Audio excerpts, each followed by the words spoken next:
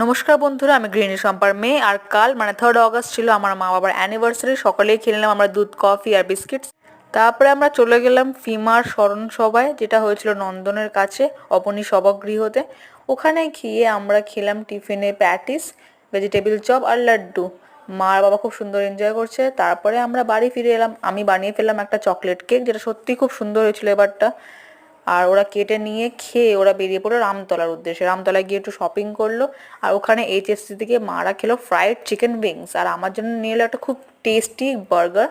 বার্গারটা সত্যিই খুব টেস্টি ছিল, প্লাস সস্তাও ছিল। মানে 75 রুপিসে এত সুন্দর বার্গার উইথ ডাবল প্যাটি ভাবাই যায় না।